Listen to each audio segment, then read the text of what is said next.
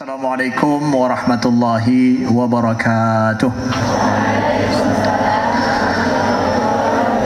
Alhamdulillahi rabbil alamin, hamdan yuwafi ni'amahu wa yukafi'u mazidah. Allahumma salli wa sallim wa barik ala sayyidina Muhammadin wa ala alihi wa sahbihi wa sallim. Subhanaka la ilma lana illa ma 'allamtana innaka antal alimul hakim. Allahumma alimna ma yanfa'una wanfa'na bima 'allamtana wa zidna ilma, amma ba'du. Alhamdulillah, segala puji bagi Allah, salawat dan salam senantiasa Allah curahkan kepada baginda Rasulullah sallallahu alaihi wasallam, kepada keluarga beliau sekalian, kepada para sahabat, para tabi'in, kepada para ulama mutaqaddimin dan ulama mutaakhirin, dan kepada seluruh umat muslimin yang mengikuti Nabi ila yaumiddin, amma ba'du.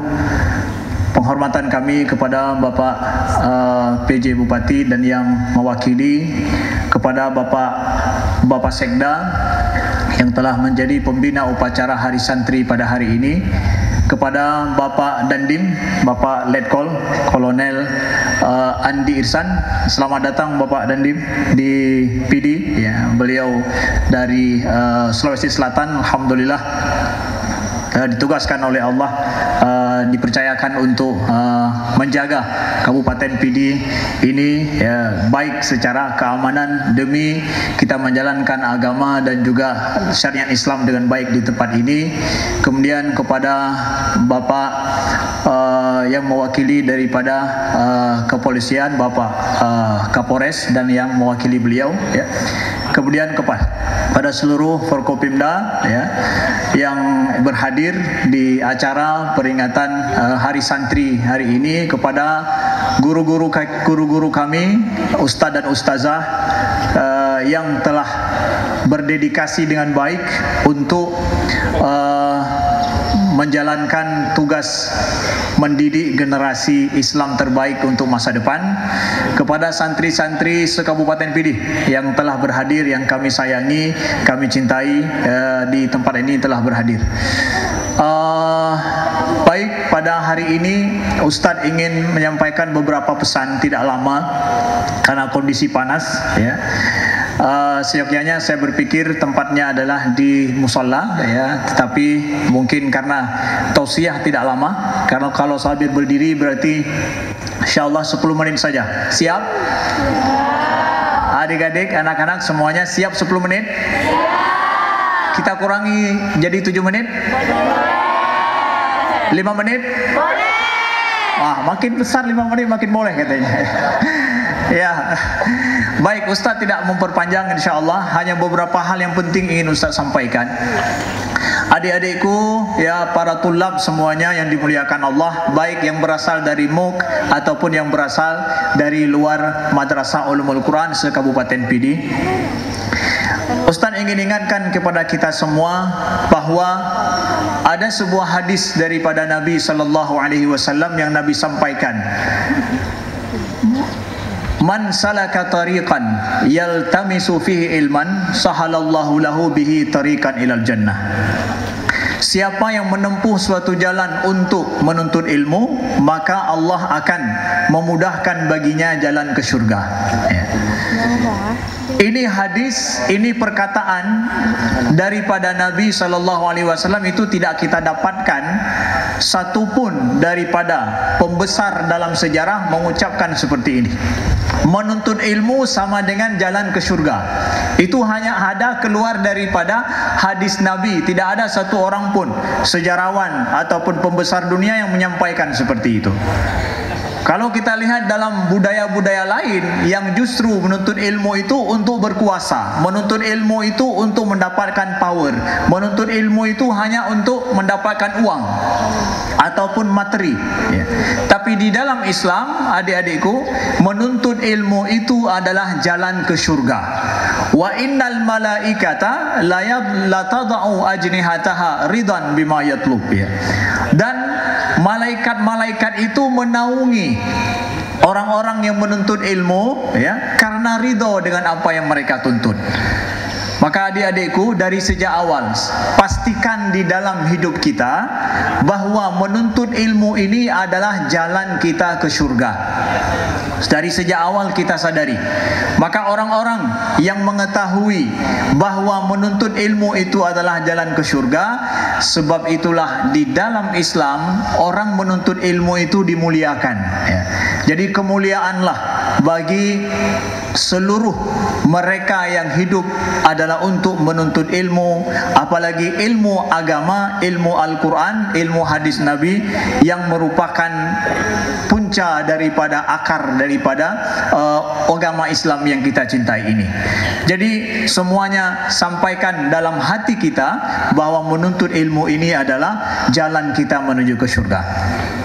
Kedua poinnya adalah Ustaz ingin sampaikan, ada suatu tren yang berbeda saat ini, ya, bahwa menuntut ilmu di pesantren itu sesuatu yang istimewa. Nah, ini ingin Ustaz sampaikan. Ustaz sudah pergi ke luar negeri, baik ke Mesir dan Timur Tengah, ke Eropa dan juga ke Amerika.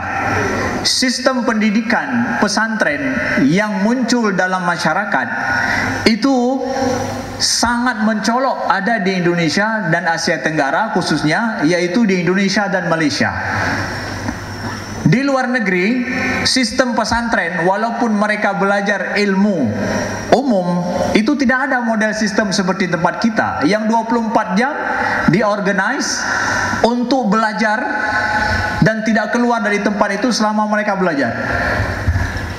Ini luar biasa yang ada di Indonesia. Nah, pada saat kita merasa, orang tua banyak merasa weh-weh bahasa Acehnya, ketika anaknya SMP dan tingkat SMA, ini masa kita ingin mengenal dunia luar, masa kalau orang bilang nakal-nakalnya anak-anak sulit dikontrol di luar.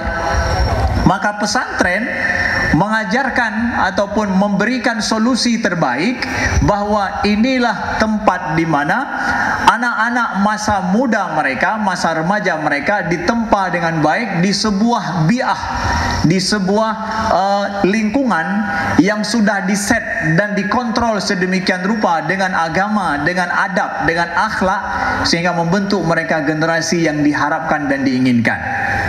Saya pikir kalau seandainya ini bukan merupakan adat budaya kita, nggak akan ada orang yang mau untuk sekolah di model pesantren. Saya pikir kalau di Amerika ataupun di Eropa dibuat model pesantren seperti ini, nggak akan ada yang mau. Kenapa? Budaya mereka, budaya masa SMA itu masa bebas keluar, masa remaja itu masa suka-suka hati. Jadi orang tua itu tidak bisa bilang apa-apa kepada anak mereka kalau memang anaknya sudah dewasa, merasa dia sudah bisa mengendalikan hidupnya. Orang tua nggak bisa untuk mengkontrol anaknya. Tapi kita sudah budaya Islam bahwa anak-anak dididik sejak masa lepas SD itu justru rame-rame masuk ke pesantren. Ini budaya yang wajib kita pertahankan, dan pesantren menjadi tempat yang hari ini diinginkan oleh banyak wali santri. Dulu pada masa sebelum saya masuk pesantren, yaitu umur saya pada saat pesantren itu umur 97, itu pertama masuk pesantren. Sebelum itu pesantren itu dipandang sebelah mata. Jadi anak yang bangai-bangai bacunya tak mau pesantren, ya. Yang haji kebut rasa haji tak mau pesantren. Ya, seakan-akan pesantren itu tempat pembuangan anak. Menyajen na tempat bah anak. Pesantren tempat buah anak urang, ya. Jadi kalau ada jin buang anak, ya pesantren tempat anak manusia dibuang seakan-akan, ya. Itu pernah seperti itu adik-adikku, ya. Tapi dunia berubah. Pesantren kemudian menawarkan sebuah sistem pendidikan yang terbaik. Hari ini orang tua merasa sedih kalau anaknya tidak mau masuk pesantren. Jadi gepaksa anak tak mau pesantren. Anak tak mau pesantren batat kah? Jadi yang justru terbalik sekarang. Yang enggak mau masuk pesantren batat, yang tak mau pesantren nyan baru jika anak. Berubah sudah dunia ini, ya. Maka pesantren Indonesia secara umum adalah sistem pesantren adalah sistem yang akan mempertahankan negara kesatuan Indonesia yang lebih baik ke depan. Kita tahu di Indonesia juga, di sini, di Aceh juga sendiri kita lihat masa perjuangan yang memimpin perjuangan itu adalah para pahlawan, para ulama dengan para santri, dengan resolusi jihad yang kita tahu, ya. Sebelum lahirnya negara kesatuan Indonesia sendiri, yang mempertahankan adalah para ulama dengan para santri. Maka perjuangan yang sebagaimana disebutkan menyambung juang merengkuh masa depan, ini adalah suatu hal yang ingin kita pertahankan selaku santri, selaku orang yang terdidik dalam ilmu agama, adik-adikku. Kemudian yang ketiga poinnya adalah, adik-adikku, ada keistimewaan yang kalian harus tahu kita berada di pesantren.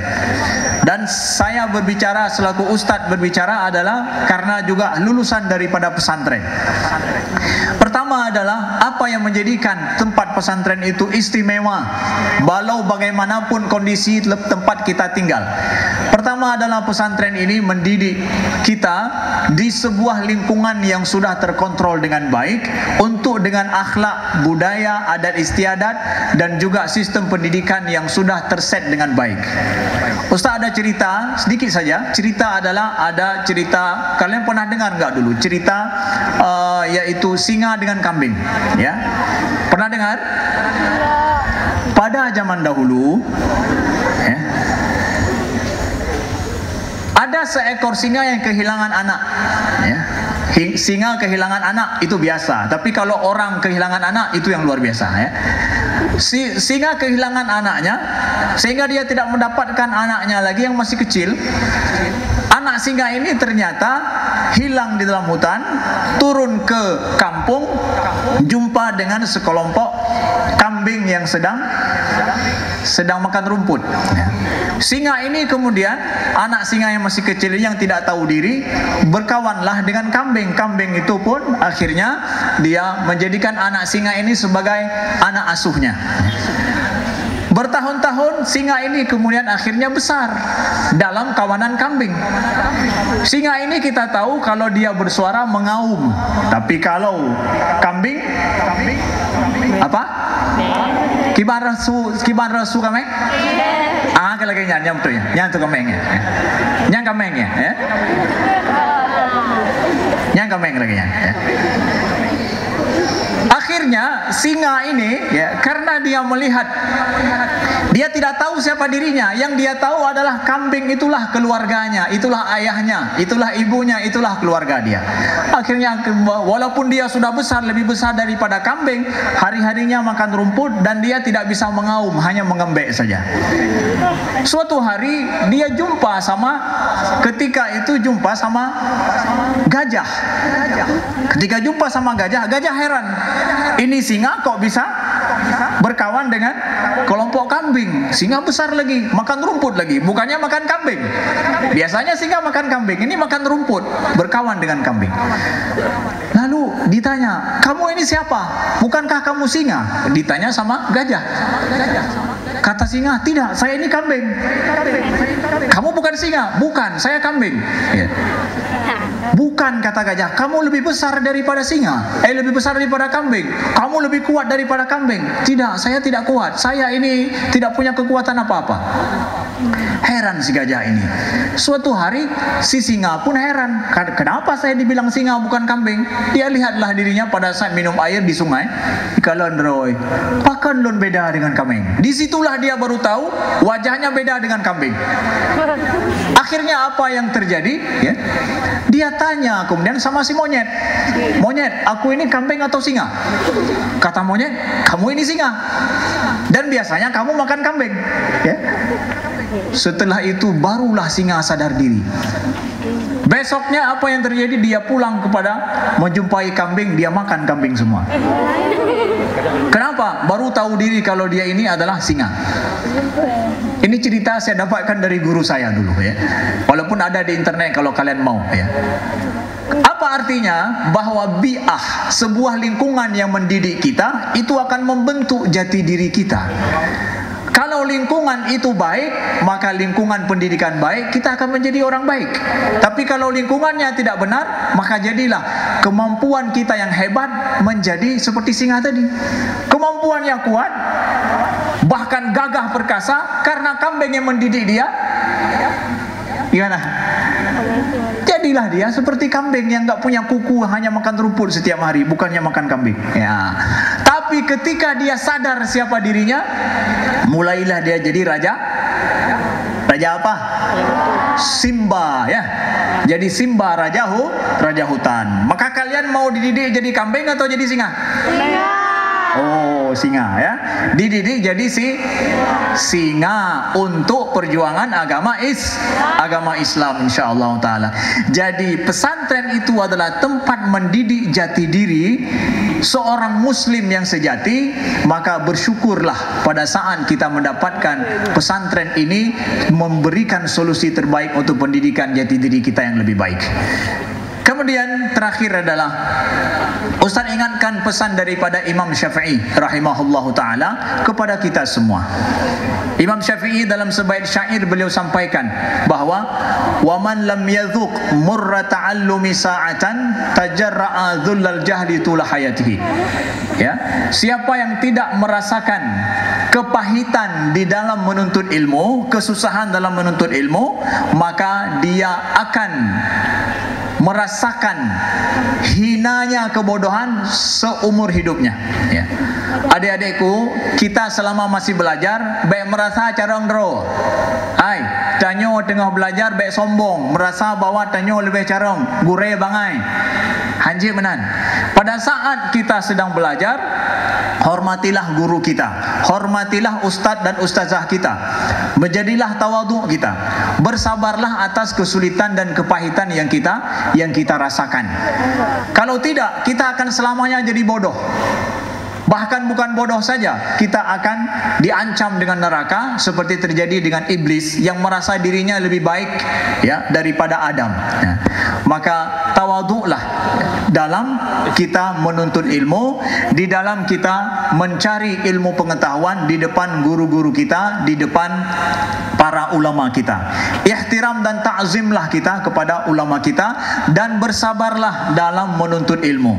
Siapa di antara kalian yang siap bersabar dalam menuntut ilmu, maka dia akan menjadi orang yang terpandang, bahkan ulama ke depan yang meneruskan daripada perjuangan bangsa ke depan.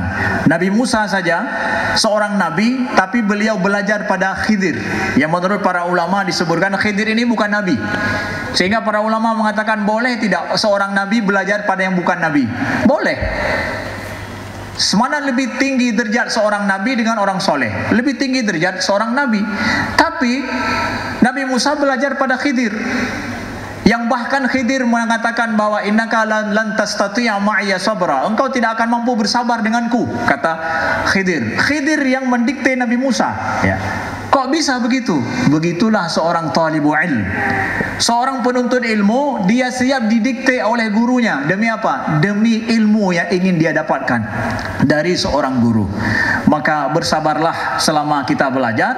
Orang yang siap untuk, kata Imam Ibnu Abbas, seorang sahabat Nabi, beliau katakan bahwa zalalna taliban azaztu kabiran. Aku merasa rendah ketika menuntut ilmu, maka ketika aku memiliki ilmu, aku merasa berharga. Maka merendahlah dalam menuntut ilmu, ihtiramlah kepada guru-guru kita, maka kita akan dianugerahi ilmu oleh Allah yang terbaik untuk masa depan kita. Dan kepada seluruh para santri se-Kabupaten Pidi, kami ingin sampaikan bahwa adik-adikku, kalian jangan merasa hina ketika belajar di pesantren ataupun di sekolah-sekolah. Saya melihat bahwa anak-anak dari PD ini memiliki kemampuan juang yang lebih. Ya, kemampuan juang yang lebih baik di luar negeri ataupun di dalam negeri. Orang PD adalah orang perantau. Orang PD, orang perantau, dan semua Aceh meyakini dan paham PD ini adalah para perantau. Arti perantau, para pejuang yang siap menghadapi tantangan hidup yang tidak menentu. Jadi ini jiwa perjuangan itu ada sama orang PD. Ya, saya merasakan dan kita merasakan itu adik-adikku. Kalian walaupun di PD agak sulit hidup kita, kalian akan keluar belajar sampai keluar. Ya, cuma salahnya orang PD sudah keluar tua kampung. Ya, yang kadebi ulua tua kampung. Ya, maka kalian ke depan, generasi ke depan, Ustaz harapkan bahwa belajarlah jauh-jauh keluar. Setelah itu pulang kampung. Tidak ada istilah tidak berharga pulang kampung. Katro huluan anggrau tapi wow kampung siago. Nyen ba kampung ulun tuan je menang-menang pegah bawam. Kupaya hayu-hayu jai kula luan anggrau akhiri wow kampung. Kira-kira lagi ulun tuan, baik lu dengar IPD atau lu pelung ke haju atau lu wow kampung. Ya? Ya, saya ingin menginspirasi adik-adikku. Kalian boleh hidup dan juga merantau jauh, tapi jangan lupa kampung halaman. Jangan lupa kampung halaman. Kalau dulu generasi yang sudah dulu okeylah, mereka pergi mencari nafkah semuanya di luar negeri ataupun di luar daerah, ya. Banyak tidak pulang kampung, tapi generasi kita ke depan balik ubah. Silahkan kita merantau jauh, ya. Punya potensi diri yang baik, tapi akhirnya pulang kampung, ya. Tidak merasa hina kita pulang ke kampung karena dunia sudah berubah sekarang. Kalian bisa tinggal di PD, sekaligus kalian juga bisa ke luar negeri atau kemana-mana pun bisa. Dunia sudah berubah. Ya, ini generasi ke depan, generasi PD, para pejuang, para perantau. Silakan merantau jauh demi menuntut ilmu. Pulang kampung, kita akan membangun PD yang lebih jaya ke depan insyaallah secara ilmu pengetahuan dan juga dari sisi SDM dan para ulama-ulama terbaik ke depan insyaallah taala. Sebagaimana kata orang bahwa menyepidi aman, Aceh aman insyaallah. Yang mana?